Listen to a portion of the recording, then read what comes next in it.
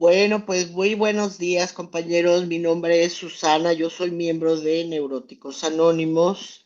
Hoy, martes 16 de diciembre del 2025, tenemos el privilegio de presentar a la expositora psicóloga Jenny Ramos, quien nos compartirá el tema Yo, mi peor enemigo o enemiga.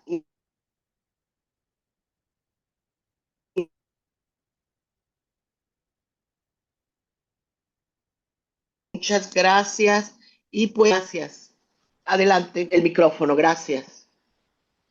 Ok, listo. Pues muchas gracias por la invitación. Mi nombre es Jenny Ramos, soy psicólogo, pero también soy miembro pues, de la agrupación de los 12 pasos. Ahorita contaré un poquito de esto. Voy a hacerlo híbrido, es decir, como compañera y voy a hablar un poco desde la psicología para poder dar a entender este tema. ¿Por qué digo híbrido? Porque tengo que hablar desde mi experiencia, dar los ejemplos desde mi experiencia. Siento que se entienden un poco más y no me siento la maestra dando la clase porque de maestra no tengo nada. También soy una persona que batalla todos los días con la enfermedad emocional y el programa me enseñó a hacerme cargo de mí, de mi enfermedad, y pues por eso es que yo participo en estos bellos compartimientos, porque en algún momento de mi vida entendí lo mal que vivía, entendí y asumí la responsabilidad que conllevaba ser adulto, entendí que mi historia de vida pues no me había dado las herramientas para poderme hacer cargo de una vida y que me la pasaba dándome en adopción o rescatando gente para sentirme útil en la vida.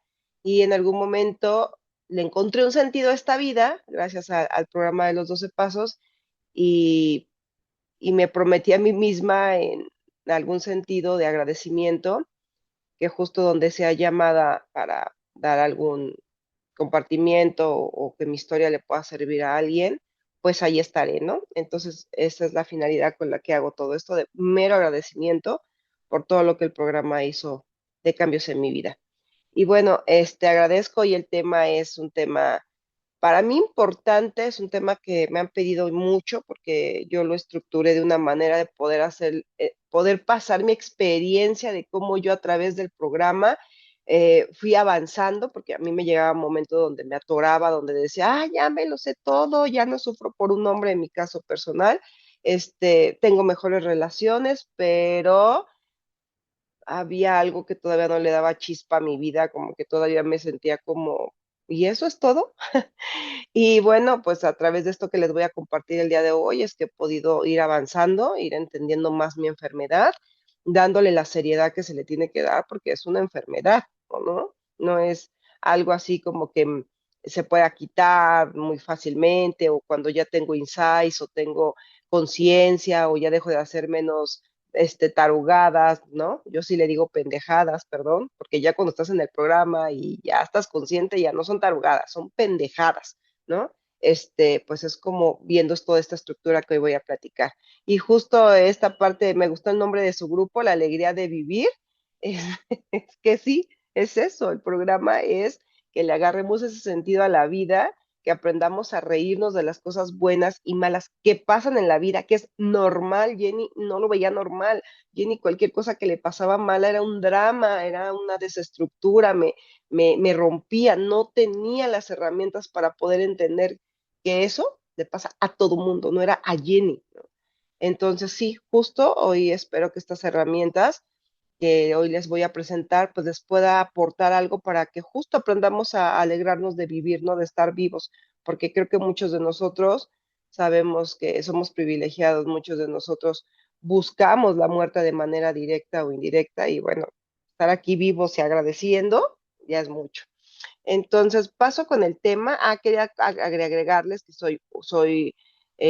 yo antes de para llegar al programa tuve que pasar por varios programas. Yo nací en un grupo de AA, en el cual permanecí algunas 24 horas, un grupo de cuarto y quinto paso, no siendo alcohólica.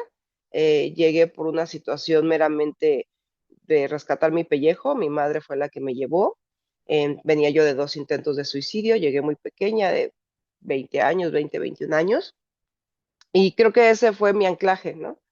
Después pasé por un grupo de codependientes anónimos donde me quedé muchísimas 24 horas. Previo entre AA y CODA, estuve por ingresar en un grupo de neuróticos eh, y por alguna situación no me quedé en el grupo, nunca tomé una sesión de neuróticos para hacer, no, sí, en Oaxaca tomé una sesión de neuróticos y me quedé en CODA. En ese inter, yo me tengo que ir a vivir a Oaxaca y en la búsqueda de una agrupación fue que yo llegué a un grupo de neuróticos anónimos que me abrieron las puertas, que era uno de los más cercas que había en los pueblos, porque pues en los pueblos en esa época llegaba muy poca información, y es que también pude estar un poquito de tiempo, fue muy poco, pero sí pude estar tomando algunas juntas, y después llegué a un grupo de ACA, niño adulto de familia disfuncional, y todo en conjunto me ha ayudado a estructurarme. También estuve en un grupo de Al-Anon, cuando fui entendiendo que pues venir de una familia alcohólica y querer estar rescatando gente y estar involucrada con gente adicta alcohólica me perturbaba, fui a aprender muchas herramientas, entonces, bueno, he andado, yo le digo de pájaro al hambrero, pero no porque no me pueda quedar en una sola agrupación, sino que fue mi necesidad, ¿no? Ir a aprender de todas estas agrupaciones hermanas. Bueno, este, el día de hoy nuestro tema es Yo, mi propio enemigo, va enfocado en podernos reconocer como responsables de este cuerpo, de esta vida y de estas decisiones que tomamos. Y vernos como, así nos vemos, yo, mi propio enemigo, porque después de que tenemos cierta conciencia ya hasta nos enojamos con nosotros de las cosas que seguimos haciendo con tantas 24 horas, ¿no? ¿Cómo es posible?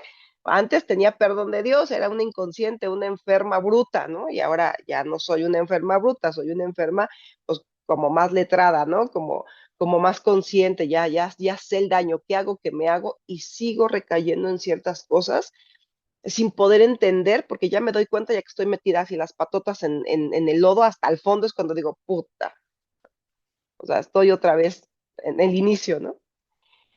Bueno, hoy quiero agradecerles por recibirme.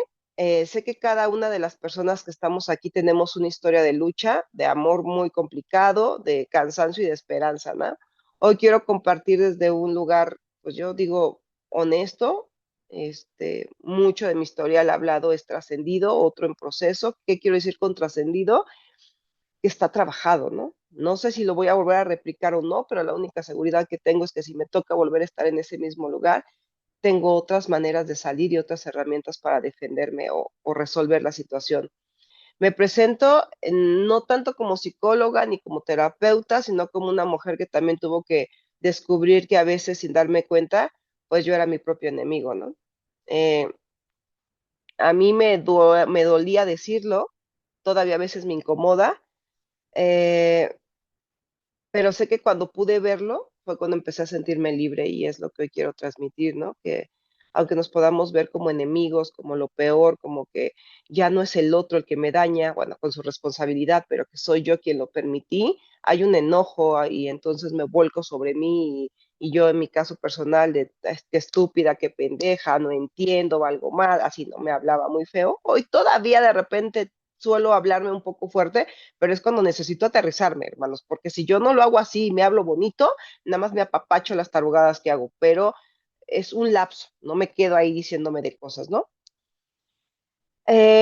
Durante muchos años pensé que mi mayor problema era lo que los demás hacían o dejaban de hacer, es decir, yo llegué a una agrupación, la primera vez en AA, porque mi pareja, me casé muy chica, mi esposo, me engañó y extrañamente, pues yo sé que es un dolor, pero yo lo sufrí demasiado, ¿saben? O sea, a mí se me acabó el mundo, o sea, yo no podía con tanto dolor, yo no entendía en qué había yo fallado, o después supe en qué fallé, obviamente también tuve participación, fue un dolor tan profundo que yo en verdad yo no podía ni salir a la calle a enfrentar a la gente o que alguien me pudiera decir, ya no está fulanito contigo, ya vimos a fulanito, o sea, para mí era algo que para otra gente es doloroso, bueno, para mí era el triple de doloroso, vergonzoso, y yo pues intento suicidarme, ¿no? Porque no podía con ese dolor. Hoy a muchos años, muchísimos años, a 25 años de ese evento, me volteo a ver con mucho cariño y digo, ay, mamacita,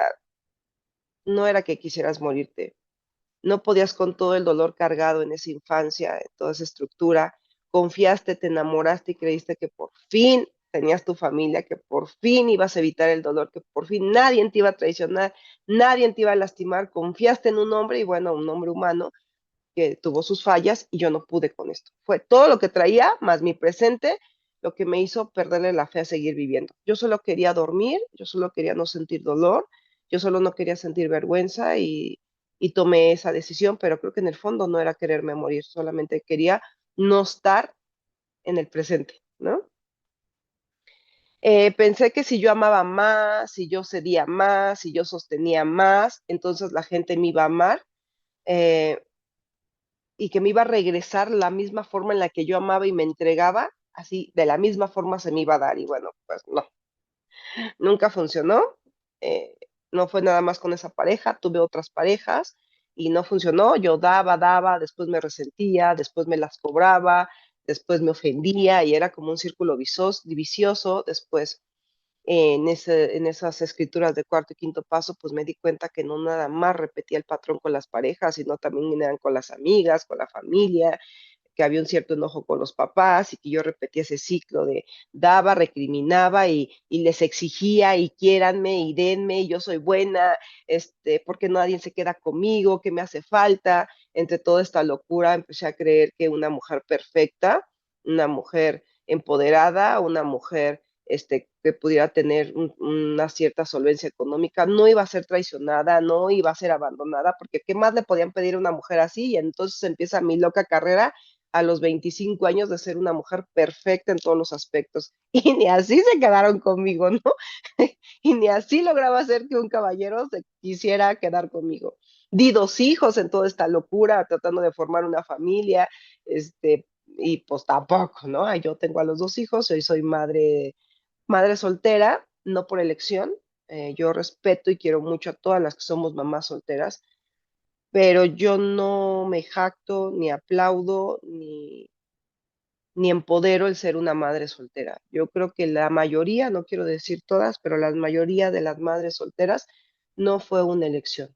Y en mi caso personal, yo no decidí ser madre soltera, yo nunca me imaginé teniendo hijos sola, y bueno, pues tocó, pero no era mi elección, y hoy menos, después de lo que voy a platicarles, un niño necesita venir en una estructura, necesita venir con unos padres medianamente sanos emocionalmente, o por lo menos en la conciencia de que tener un hijo es dar mucho de tu vida para que ese hijo se estructure.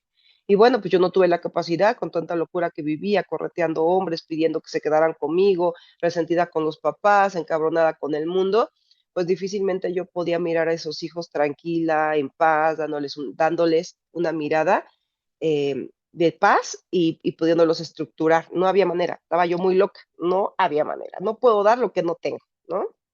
Allá como loca pidiendo ser adoptada, que alguien me jurara que se quedara conmigo, que alguien se hiciera cargo de mí, yo teniendo 1 o 2 chiquillos, que es lo que pedían de mí. Mamá, volteame a ver, mamá, te necesito, mamá, quiero, mamá, tengo miedo, y la mamá como loca, correteando un cabrón, como loca cuando se enamoraba y no tenía cabeza para nadie más que para el tipo, una mamá destrozada, encerrada en depresión cuando la dejaban, una mamá que cuando logró tener dinero loca se volvía y se la pasaba en el trabajo. O sea, ¿qué mirada podía yo darle a esos hijos? No había manera. Y en todo esto, pues me perdí. Me volví una experta en leer el estado emocional de otros, pero incapaz de escuchar el mío, mis necesidades y las de mis hijos, que ellos sí eran mi responsabilidad. Yo me hacía cargo de toda la gente allá afuera, trataba de embonar con toda la gente allá afuera. Yo me jactaba de ser camaleónica, ¿saben? Yo donde me pongan, encajo. Tengo una habilidad de palabra, de habla, de personalidad que encajo en todos lados.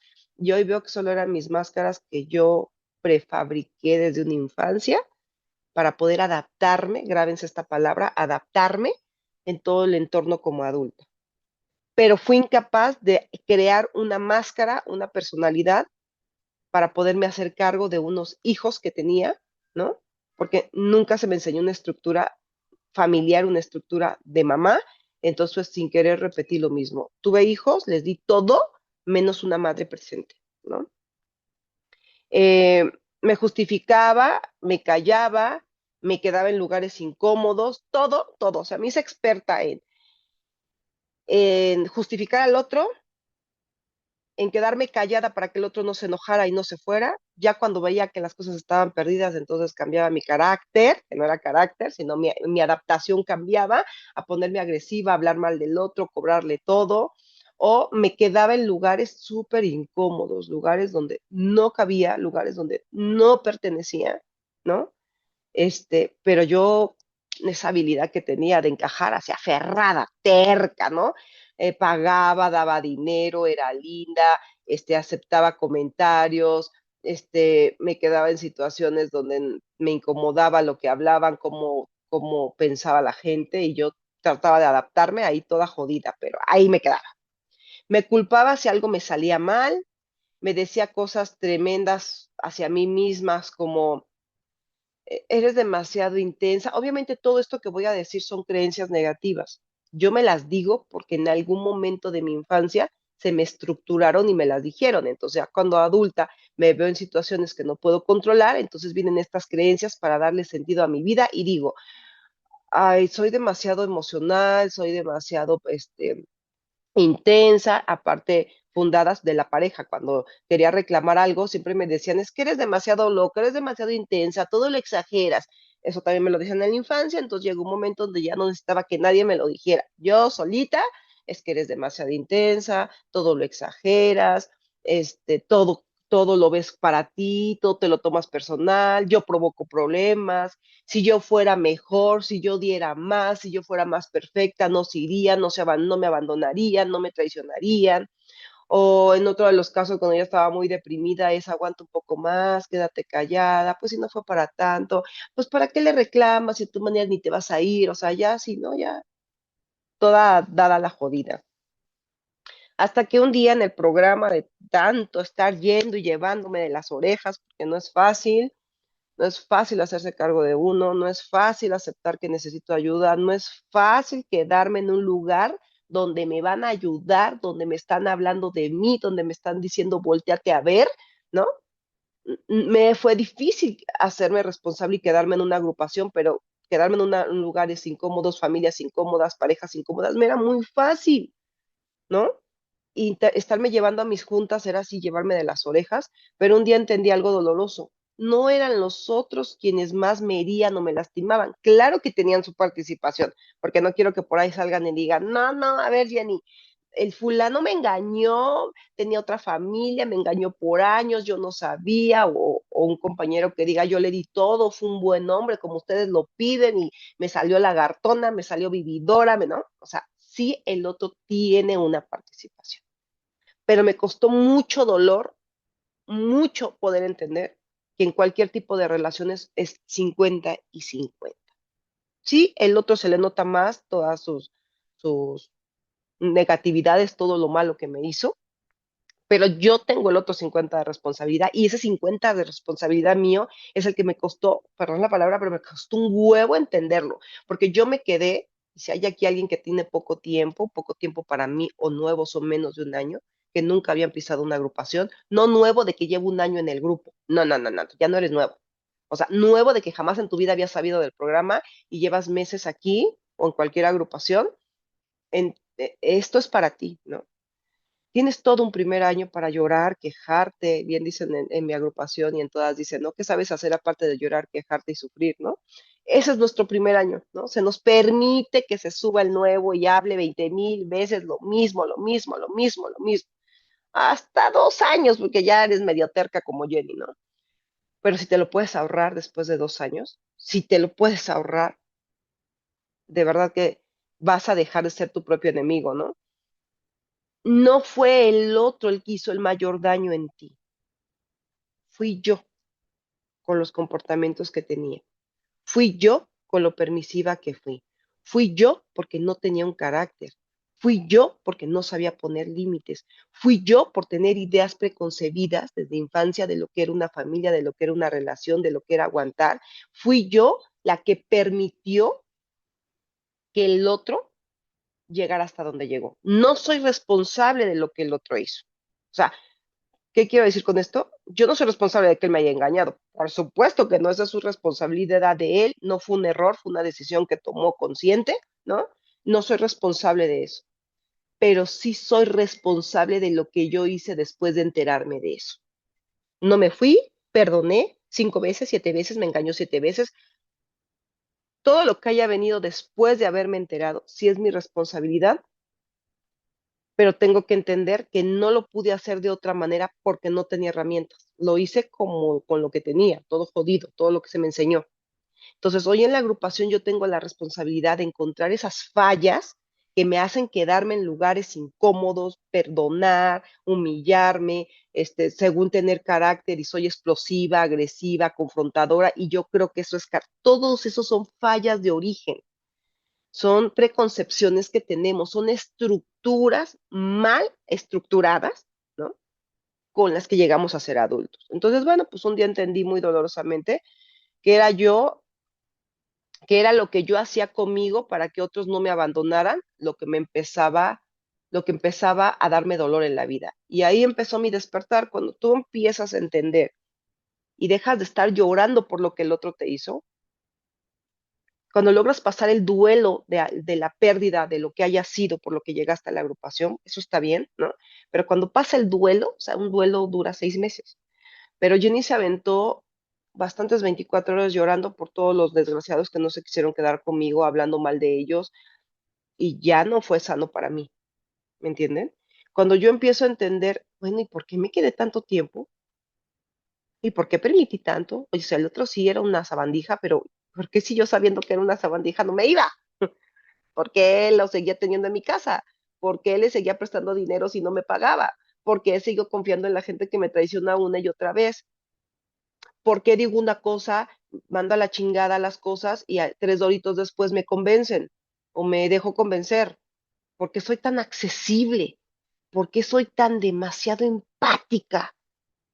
Ahí es donde empecé a entender que algo estaba pasando en mí y es donde yo creo que es uno de los despertares personales en cada uno de nosotros. Entonces, yo les dije al inicio que se quedaran con la palabra adaptación, ¿correcto? Porque el enemigo interno no soy yo, persona. Jenny. Yo llamo a Jenny, quiero a Jenny con todos sus defectos y sus virtudes, pero hay una parte de Jenny, ¿no? Una adaptación que tuvo que hacer Jenny porque tuvo unos papás que no pudieron estructurarla. Unos papás, en mi caso, yo te invito a que tú analices en toda esta historia de tu vida, qué clase de estructura tuviste. Por ejemplo, yo vengo de un padre alcohólico, machista, importa, o sea, yo cuando les digo estudiemos nuestro cronograma familiar no es para estar de chismosos y estar buscando culpables, ni estarnos burlando o viendo quién era más chingón, menos pendejo en la familia. Es que ese chingón que tú tienes en la familia, ese pendejo que tú tienes en la familia, ese que te avergüenza en la familia, ese alcohólico drogadicto que tienes en la familia, esa mujer que admiras en la familia, o esas mujeres o hombres que no tienes para admirar porque todo es un desastre, como era el caso de mi familia, todo eso me estructura. Tengo una parte de todo eso. O sea, yo no puedo estar construida de la familia del vecino o de la familia, en mi caso, de tenía una amiga que se llamaba Pamela, que a mí me gustaba mucho su familia porque él tenía un papá que era doctor y una mamita que se quedaba en casa y entonces yo me imaginaba que ella llegaba a una casa bonita y sí, cuando me llegaban a invitar, pues su mamá llegaba, se olía rico, le olía comida y ya la esperaba para comer, y su papá una persona respetable, que a donde Pamela salía a la calle, ay, me saludas a tu papá y todo este tipo de cosas, la llevaban a la iglesia y cosas así, ¿no? Y yo, pues yo tenía un papá que 3, 4 meses al año, si bien me iba, era un papá que no tomaba, pero era súper neurótico. Saben ustedes que cuando un alcohólico deja de tomar, le sale la enfermedad emocional y le da la neurosis a todo lo que da. Entonces era un papá totalmente inaccesible emocional, un papá al que yo le tenía miedo, no se le podía preguntar nada, no podía hacer ruido en la mesa, una mamá totalmente sumisa que cuando papá dejaba de tomar, ella trataba de hacer todo para tenerlo contento, para que no volviera a tomar, porque la pobrecita, igual de loca que yo, pues creía que si ella daba, cuidaba, le resolvía, él no iba a tener la necesidad de ir a tomar y bueno, hoy mi mamá ya falleció, pero entendió muy tarde que nada tenía que ver la enfermedad de mi papá con ella, ¿no? Que ella tenía una enfermedad que nunca pudo mirar ni hacerse cargo de ella por estar haciendo cargo de mi papá, ¿no? Entonces, pues esa era mi bella familia, una madre sumamente codependiente, complaciente, súper trabajadora, súper woman, mamá súper luchadora, empoderada, que llegó del pueblo con lo que traía puesto y después se dio, creció mucho, ella sola, cargando un bulto que era mi papá y sus dos chamaquitos, ¿no? Una hija y 10 años después tuvo un hijo. Entonces era mi estructura familiar, donde yo tenía un papá, donde evidentemente yo salía a la calle y no me pasaba lo que a Pamela. Va, me saludas a tu papi, el doctor, tu papi, y a mí era Jenny, tu papá está tirado en la esquina, Jenny, tu papá ya se está peleando, pasaba la patrulla, aquí le llamamos perreras a las patrullas grandes donde llevan adentro a la gente, así ya hasta me conocían en el negocio de mi mamá, pasa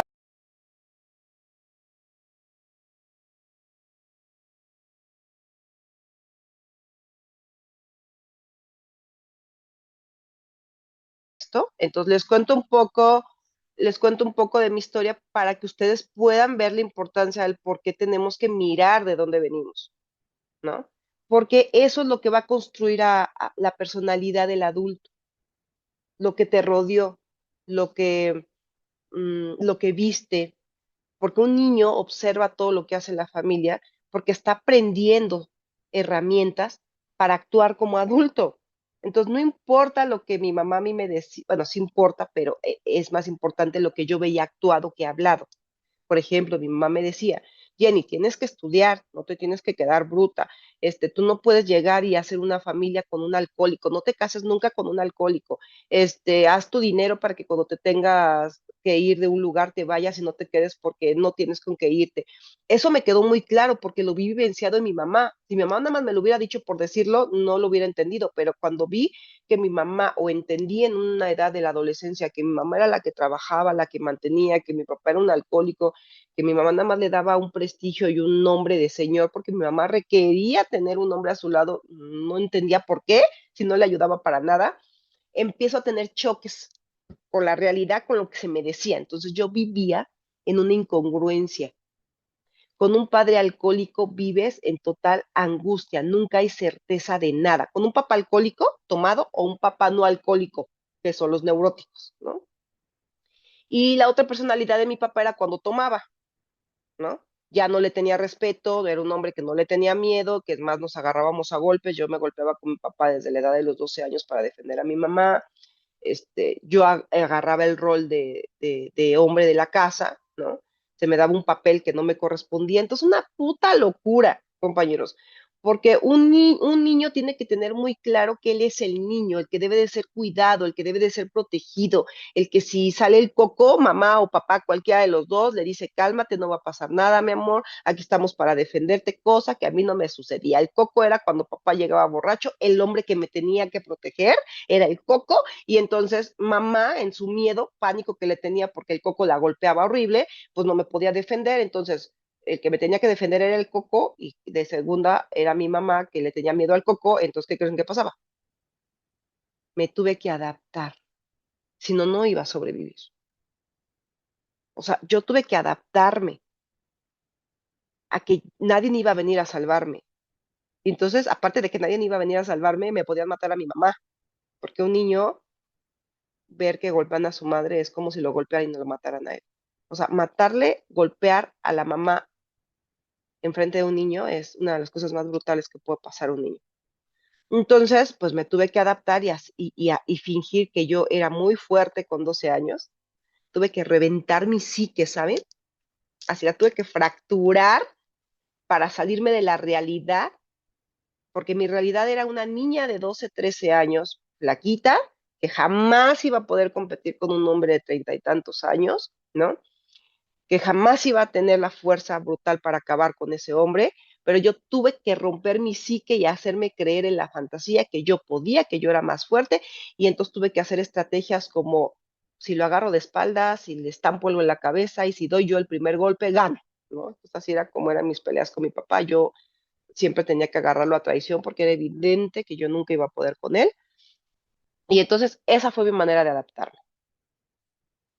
Eh, Toda esta estructura yo la tengo que ir trabajando en mi agrupación con un padrino de la mano, contar toda mi adaptación, mi forma en la que viví, para poder ver el caos en el que vivía todo lo que mamé. Entonces, no nacemos imperfectos, No nacemos siendo malos, sino mi circunstancia familiar me va a hacer tener que adaptarme. Cada uno de ustedes trae su historia. En cuenta cómo tuviste que adaptarte, que hoy lo normaliza. Yo normalizaba en un determinado momento de mi vida tener un carácter fuerte y que quien se me pusiera al brinco, yo luego al chingadazo y mentadas de madre. Yo me acuerdo que cuando llegué al grupo de codependientes anónimas, todas muy tiernas, amorosas, y entonces yo venía y, nah, hijo de la chinga, o sea, tenía, ¿no? Me imponía, ¿no? Era súper impositora. Yo pensé que ese era un carácter. Y hoy a muchos 24 horas, no, entendí que era una adaptación. Yo tuve que adaptar mi carácter para sobrevivir porque para mí el entorno no era seguro. Obviamente, si no tuve una familia donde me sintiera seguro, salir al mundo como adulta, yo no confiaba. Entonces siempre andaban ponte al pedo y según era carácter, eso no era carácter. Yo soy una mujer, hoy te lo puedo decir, yo soy una mujer amorosa, soy una mujer tierna, soy una mujer que me gusta que me hagan piojito, pero no lo hacía porque para mí eso era vulnerable, para mí eso era, si yo muestro esta parte, me van a destruir. Entonces me tuve que adaptar y tuve que hacer esta parte mía amorosa, la tuve que hacer adaptativa en esa infancia, sobreviví, pero como adulta eso adaptativo se me va a volver un defecto de carácter. Y entonces yo me ando metiendo en líos o me andaba metiendo en líos, no encajaba en ningún lado, sentía que todo el mundo me traicionaba, no podía hacer alianzas con mujeres porque no confiaba en ellas, era muy traicionera con las mujeres, no les tenía la más mínima lealtad, se me hacían pendejas, sumisas, tenían que ser mujeres muy arriba, muy empoderadas que yo pudiera admirar para que yo les pudiera tener un respeto. Y no se diga con los hombres. Esa adaptación de fortaleza como adulta, como niña me rescató, pero como adulta se volvió un defecto de carácter porque yo decía querer una pareja y que una pareja estuviera conmigo, pero ¿quién chingados va a querer estar con una mujer tan competitiva, con una mujer que se sentía hombre, con una mujer que no podía dar un lugar, que no podía permanecer en su feminidad porque no confiaba en los hombres?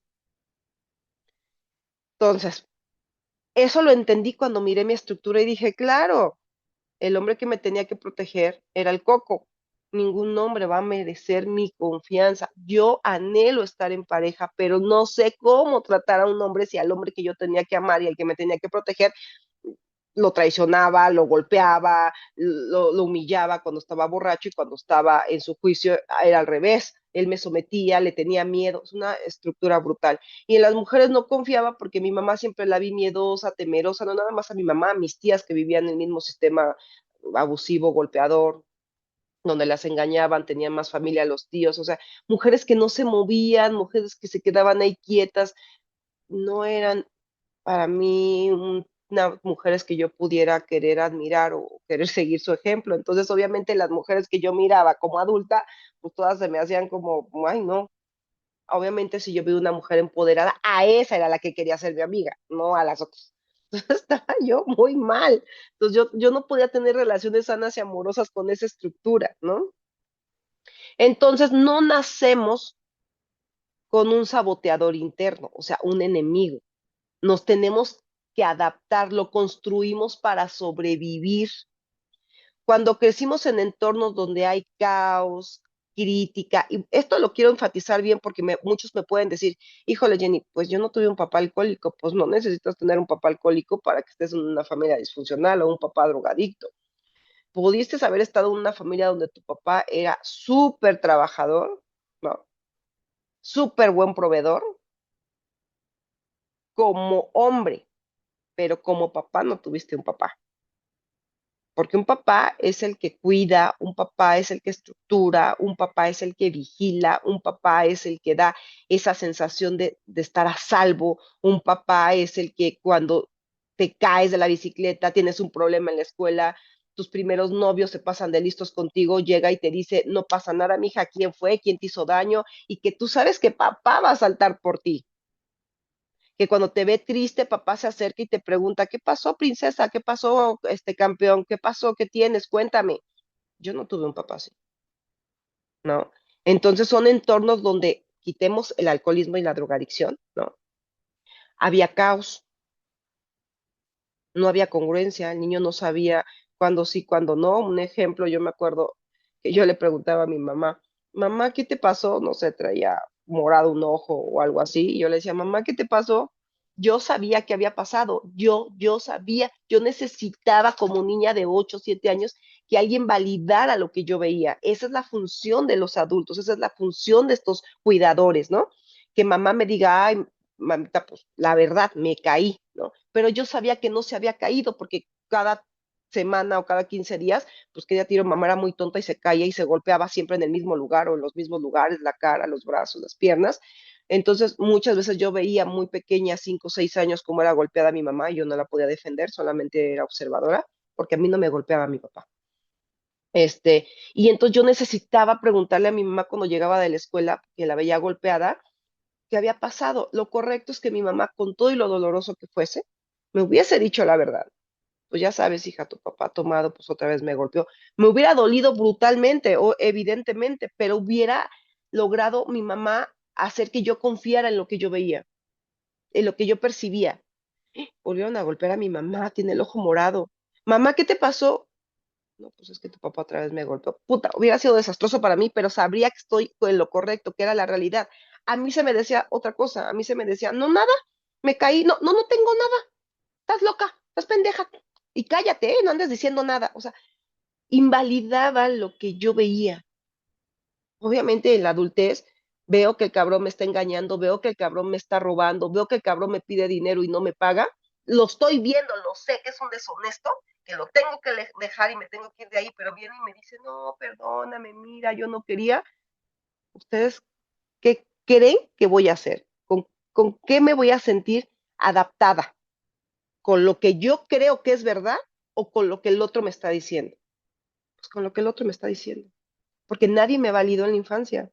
Todo lo que yo pensaba y creía no me era validado, todo lo contrario, me decían que estaba pendeja, que no era cierto, que me quedara, o si me lo validaban, que me tenía que quedar callada, no lo podía contar.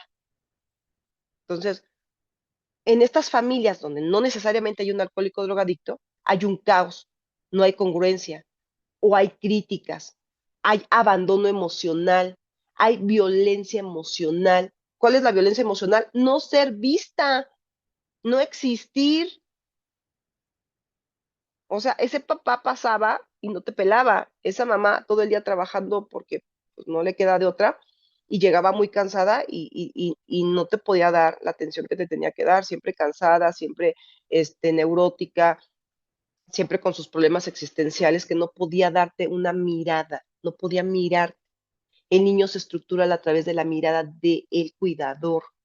El niño va a sentirse seguro a través de mirar a su madre o a su padre con una sonrisa, decirle, tranquilo, todo está bien.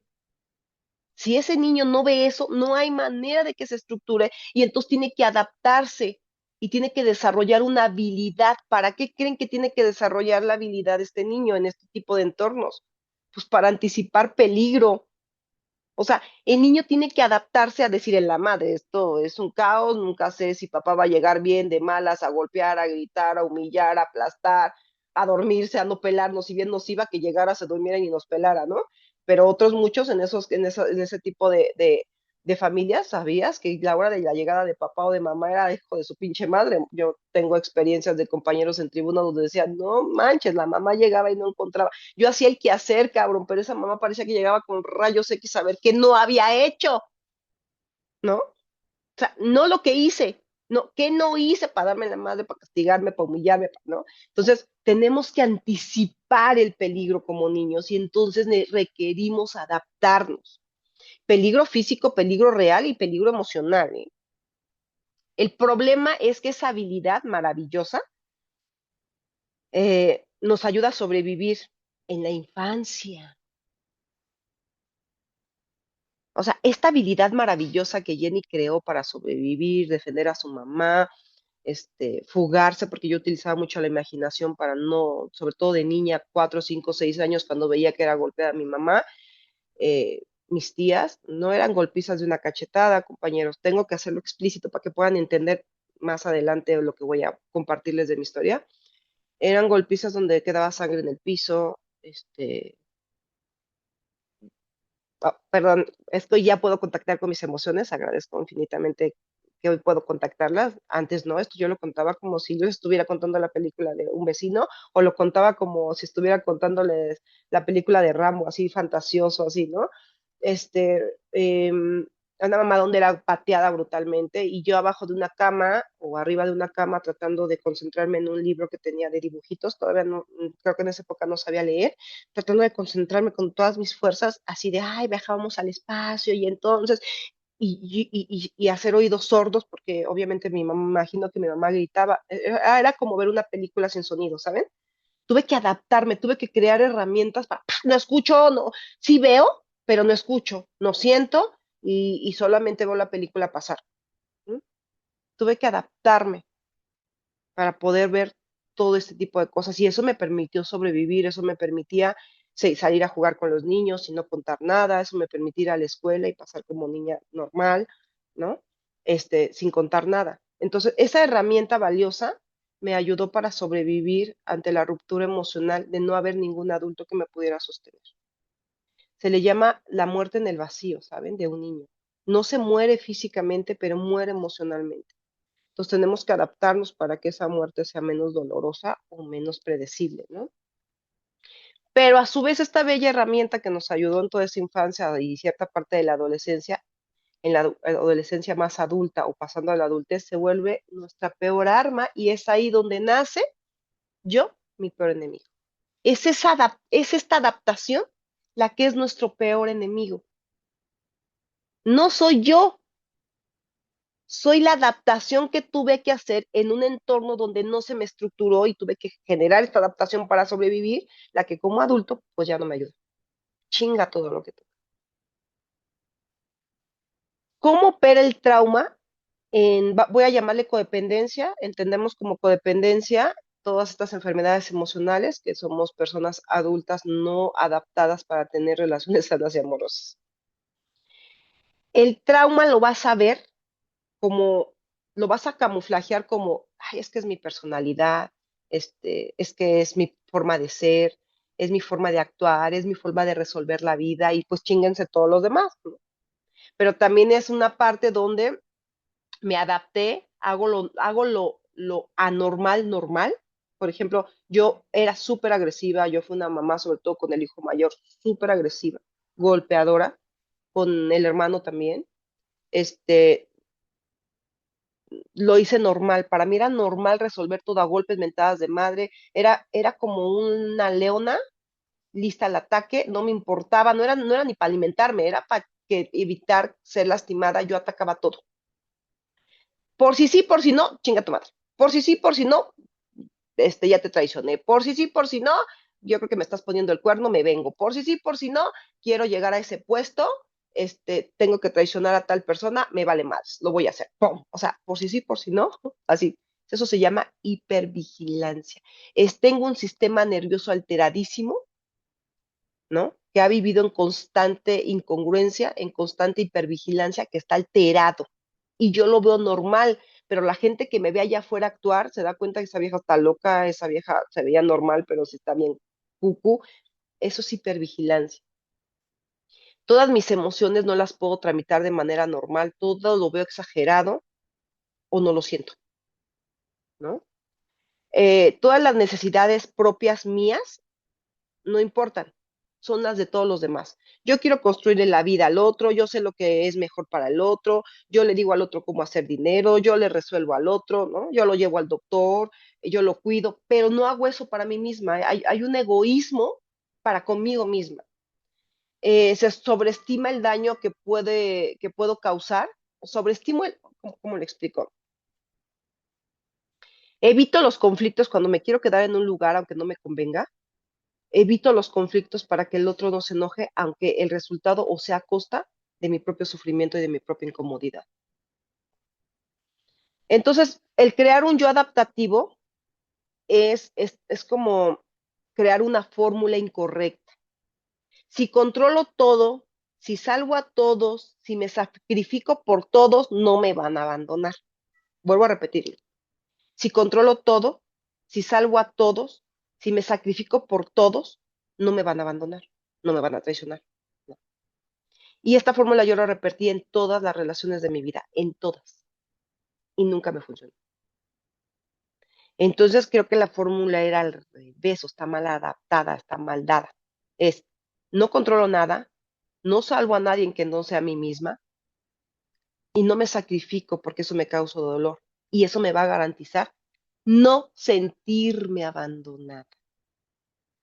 No me va a garantizar que no me abandonen, porque la gente se puede ir cuando se quiera ir. Lo que me va a garantizar esto es que no me voy a sentir abandonada cuando el otro se quiera ir. Punto. Entonces, la fórmula correcta es, yo no controlo nada, como pedos me puedo controlar a mí misma, ¿no? Hacerme cargo de mí misma. No salvo a nadie que no sea yo misma, porque el salvar el otro es traicionarme a mí, soltarme a mí. Y no me sacrifico por nadie, porque mi sacrificio solamente da dolor, me causa dolor. Por lo tanto, cuando alguien decida irse de mi vida, o no, o yo quererme ir de la vida de alguien, no me voy a sentir abandonada ni traicionada. Esa es la fórmula que hoy actualmente trato de aplicar en mi vida para salir menos lastimada y ser menos mi propia enemiga. No le dejo mi vida y mi voluntad ya al otro. No le permito al otro que se haga cargo de la niña adulta que soy. Hoy sé que me falta mucha estructura, hoy sé que soy una mujer que anda buscando cariño y corro el riesgo de andarme regalando y dándome en adopción en cualquier lugar. Entonces hoy yo tengo que adaptar mi fórmula jodida que se me dio en la infancia, controlar todo, sí, si yo golpeo al borracho, si yo mantengo viva a mi mamá, si yo soy chingona, yo puedo con todo. Se me hizo creer pendejamente que yo podía con todo, o viceversa, quien no tuvo esta adaptación y al contrario fue el hijo golpeado, fue el hijo humillado, abandonado, aplastado, también necesitas controlar todo para evitar que te lastimen. Si yo salvo a todos, ¿no? O en tu caso, me anulo de la vida y no existo, ¿no? Y se me sacrifico por todos, es decir, si eres de esas mamás que creen todavía que andar rescatando a la pareja, a los hijos, a los nietos de problemas económicos, dándole, se separó de la pareja y entonces rescatas al hijo y te lo llevas a vivir a tu casa, o mamá vengo con la mujer y la llevo a mi casa, o mamá engañé a la mujer pero ahora estoy con la amante y la aceptas en tu casa. Si tú eres todavía de esas mamás y papás que tienen a estos lebregones, díganse pareja, hijos, nietos, metidos en tu casa, porque los estás ayudando, tú no estás ayudando a nadie en el corazón. Tú estás controlando la vida del otro. Tú estás creyéndote Dios salvando al otro y te estás sacrificando a lo mero pendejo porque no se te va a retribuir y no estás haciendo un bien. Estás asegurándole al otro que va a poder vivir a través de ti. Y tú vas a tener que dejar tu vida y hacerte cargo de ti por estar sosteniendo todo esto. Entonces, yo hoy trato de hacer la fórmula al revés. Eh, una manera de poderte escuchar o poder escuchar a esa adaptación, a ese enemigo interno, es con frases. Cuando te escuches decir, calladita te ves más bonita, no causas problema, tú eres la fuerte, tú eres la chingona, tú eres la responsabilidad, yo critico al otro y te ves criticando a tu familia y diciendo, no, este es bien pendeja, ¿sí? ¿No? O rescatando a la familia. Ese es tu enemigo interno. Es decir, esos ecos no nacieron de nosotros, sino son ecos que escuchamos de esa gente que nos debió de haber cuidado y que nos debió de haber protegido. ¿Me explico? Y bueno, me falta muchísimo por hablarles, pero voy a empezar a cerrar porque creo que viene el momento de las preguntas. Entonces, solamente quiero resumirles que toda esta adaptación a nivel neurobiológico se llama trauma. Tenemos un cerebro traumatizado. Y un cerebro traumatizado, escúchenlo bien, un cerebro traumatizado que viene de una estructura familiar, como los ejemplos que di, no busca amor, busca predecibilidad, busca congruencia a lo que yo conozco, no a lo que se me dice. Por eso repetimos relaciones donde sufrimos, pero lo que sí es seguro es que sabemos qué esperar de eso. Voy a explicar un poquito, me voy a llevar unos minutitos, ¿no? El cerebro traumatizado no busca amor, no porque no quiera buscarlo, sino porque lo que va a priorizar el cerebro es la supervivencia. Nuestro cerebro no busca que seamos felices, no busca que seamos los más inteligentes, no. El cerebro va a buscar que sobrevivas. Y para sobrevivir va a utilizar las herramientas que se te dieron en la infancia. Y si tuviste este tipo de familias, pues como te diste cuenta, lo que se te activa no es precisamente buscar amor ni la seguridad, lo que se te activa es anticipar el peligro. Por lo tanto, tienes un cortisol elevadísimo, ¿no? Vives en estrés brutal, pero ya lo normalizaste. Entonces el cerebro en este tipo de historias de vida va a buscar lo predecible, eso es lo que le va a dar seguridad, no el amor, sino la predecibilidad. Entonces yo encuentro un tipo que se parece medianamente a toda mi estructura familiar y conozco otro tipo que tiene otra estructura familiar menos jodida que la mía, pero esa no la conozco. Pero me dicen que ese es el bueno, que ese es el que debo de elegir, porque ese no toma, tiene una mamá, tiene una buena relación con la mamá, o sea, está mejor estructurado, y entonces yo veo al otro que es medio alcoholiquín, no toma mucho, trabaja, yo me tendría que ir por este, pero mi cerebro me dice, ni madres, ahí no sabemos ni qué onda, ¿no? No, nunca hemos estado ahí, y volteé a ver al otro y dice, ah, este ya lo conocemos, va a acabar en un pinche desastre, muy probablemente hasta nos van a cuernear y nos van a golpear, pero de esto sí sabemos salir, o sea, esto sí lo conozco. Eso es la predecibilidad. No necesariamente es lo que más te conviene, ni lo mejor para ti, es lo que ya conoces, lo que te va a dar seguridad. O sea, imagínense lo jodidísimo que está mi cerebro, que para él seguridad es lo predecible, lo que ya conozco. No, Jenny, pero te estoy diciendo que acá no te van a golpear, este tipo te va a mantener, no vas a tener que dar ahí, ¿no? Esos ni existen en mi vida, nunca he estado en un sistema, no lo conozco, no puedo estar, eso me da ansiedad, eso me da nervios. Acá ya sé cómo controlar un alcohólico, acá ya sé cómo resolver las broncas, acá ya sé cómo sobrevivir. La pinche bronca es que me la he pasado sobreviviendo, no viviendo.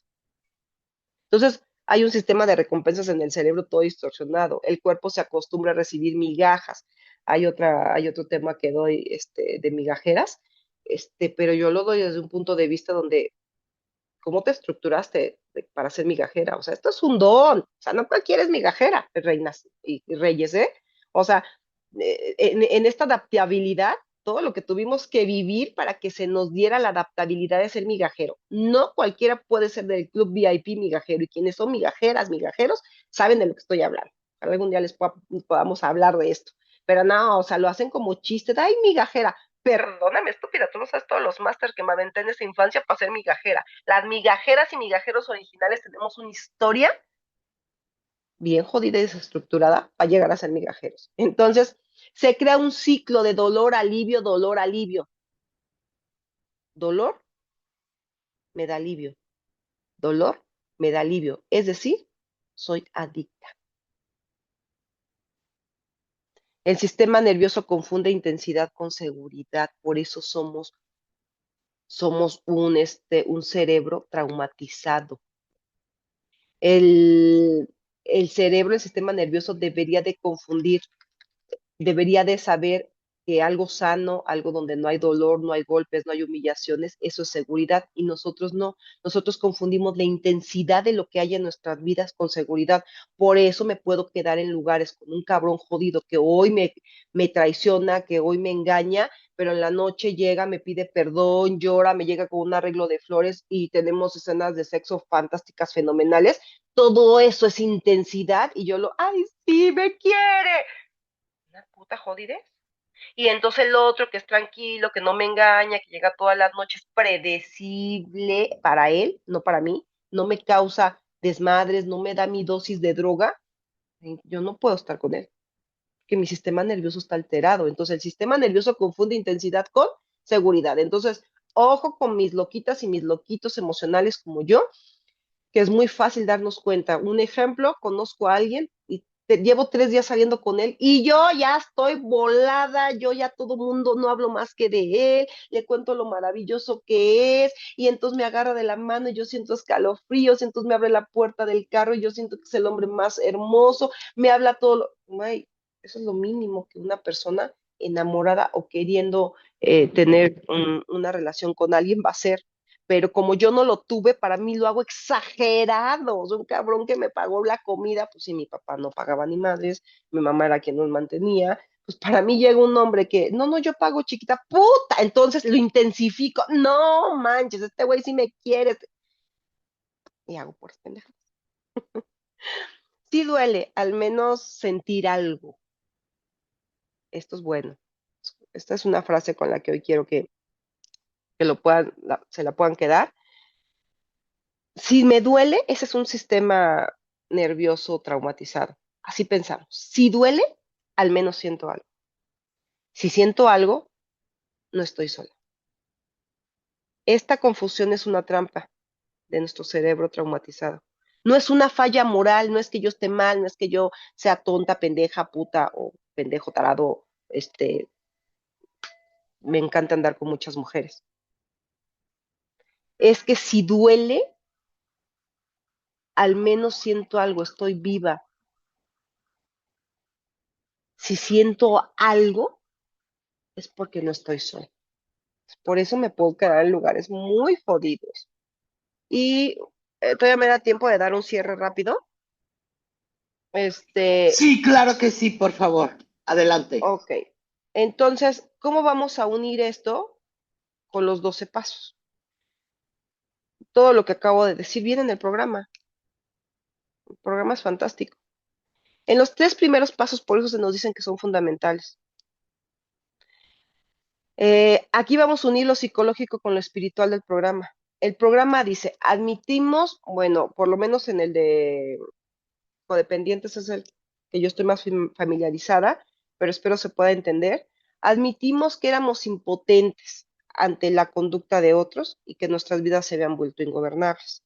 Así lo dice el programa de Codependientes Anónimos, pero lo utilizo mucho porque la codependencia está en todas las enfermedades, es la madre de las enfermedades emocionales, ¿no?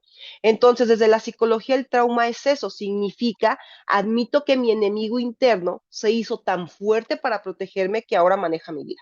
Por eso admito que soy impotente ante la conducta de los otros y ante la misma mía. Porque yo tuve que generar una adaptación, que ese es mi enemigo interno, que se hizo tan fuerte para protegerme en esa infancia que ahora en mi adolescencia maneja mi vida.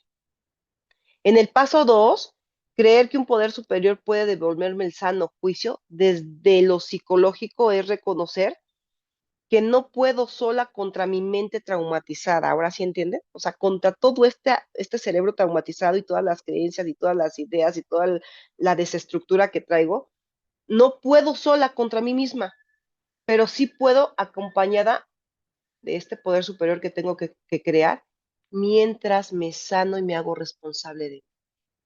Porque después este poder superior se hace mi mejor cuate, se internaliza, somos cuates, carnales, hablo contigo antes de hacer mis pendejadas, platico contigo. Pero antes de llegar a ese proceso, tengo que creer fielmente que tú me vas a sostener en lo que yo logro, ver toda esta estructura, ver de dónde vengo, hacerme cargo, llorar lo que tenga que llorar, ¿no? Para después decir, puta, ya, ya puedo hablar contigo. El programa y la terapia del trauma, que es en lo que yo soy especialista, terapia de trauma, no se contradicen, se complementan. Es decir, cuando tú vas a tus juntas, no estás contrapeleado con que tomes alguna otra ayuda adicional, porque muchos de los que vivimos este tipo de traumas generamos alguna situación psicológica en nuestras mentes.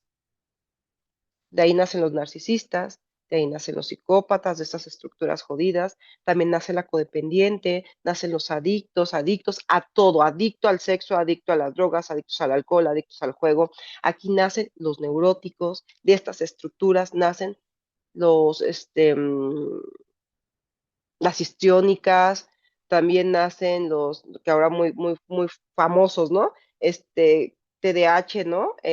También nacen las TLPs, que es de la familia de la que yo vengo. Yo soy trastorno límite de personalidad. Yo no me caso con los nombres psicológicos, pero necesitamos, el cerebro necesita entender qué es lo que pasa.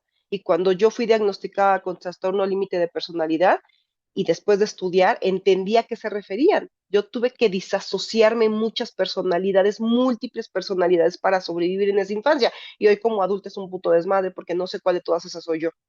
Hoy he aprendido a vivir con todo este desastre de vida y responsabilizarme de lo que me causa ser un trastorno límite de personalidad. Pero hoy yo como trastorno límite de personalidad, una mujer que estuvo en el psiquiatra, una mujer que no daban un peso por ella de lo desestructurada que estaba, que cuando tuvo a su primer hijo tuvo que ir su mamá a firmar porque yo era incapaz de hacerme cargo de un hijo. Ajá. Hoy es una mujer que está tratando de llevar una vida lo más medianamente normal y congruente. Me he aprendido a ser responsable de mí. Mi mamá tenía un miedo de morir y no saber qué iba a hacer de mí. Y hace 4 años murió mi mamá y ojalá que desde donde me esté viendo pueda saber que, que sí pude hacerme cargo de mí, de todos esos dolores de cabeza que le causé. Hoy soy una adulta que trata de ser responsable y que trata de ser una buena madre con sus hijos. Este, Todo me lo dio el programa, todo me lo ha dado el trabajo personal intenso que he tenido que hacer para poder salir del trauma, para poder salir del drama, para poder salir de esa película que se me contó de niña jodida, que seguí replicando de adulta. Y hoy no, hoy vivo tranquila, si me sigue costando mucho trabajo relacionarme con parejas, no me cierro al amor, pero hoy trato de llenarme de herramientas, de llenarme de personas que tengan otro tipo de estructura, ya huyo de mis estructuras, ya las identifico. Yo hoy huyo, me quito, las respeto, les mando muchas bendiciones, pero yo me quito ya de estructuras jodidas, porque yo ahí no voy a crecer. Entonces, hoy busco gente que tenga algo que enseñarme, algo, porque hoy yo estoy en modo aprendizaje, tengo que volverme a estructurar si quiero vivir de manera alegre y feliz la vida y no como se me enseñó en esa estructura. Y bueno, pues el programa nos da todo esto, el programa y la terapia no trauma, no se contradicen, nos complementamos, los pasos dan estructura, la terapia da el lenguaje, el grupo da el sostén y todo junto, compañeros, se vuelve una vida con dignidad. Y con eso termino mi compartimiento. Muchas gracias, compañeros. Muchas gracias, gracias a la expositora invitada, el grupo La Alegría de Vivir. Le da las gracias a la psicóloga Jenny Ramos. Muchas gracias, compañera. Y pues, a favor de desactivar la grabación.